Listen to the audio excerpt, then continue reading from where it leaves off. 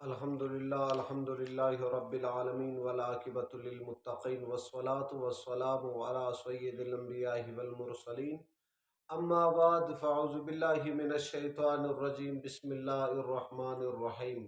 حضرت عبداللہ بن عمر رضی اللہ تعالیٰ عنہما روایت کرتے ہیں کہ رسول اللہ صلی اللہ علیہ وسلم نے فرمایا، الصیام والقرآن یشفعان للعبد۔ حضور نبی پاک صلی اللہ علیہ وسلم نے فرمایا، قیامت کے دن روزہ اور قرآن مجید یہ آدمی کے لیے شفاعت کرتے ہیں۔ روزہ عرض کرے گا، یا رب کریم، یہ دن کو پیاس اور بھوک اور نفس امارہ کو کنٹرول کرتے تھے، میرے خاطر اے رب کریم میری شفاعت اس کے حق میں قبول فرما، اے رب کریم اس کو بخش دے۔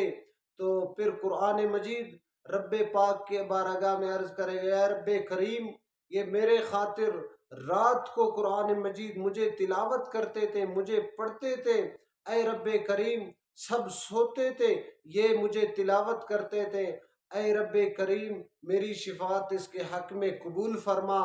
تو رب کریم اس بندے کو بخش دیتا ہے۔ دعائے رب کریم سے ان باتوں پہ ہمیں عمل کرنے کی توفیق عطا فرمائے۔ وآخر دعوان الحمدللہ۔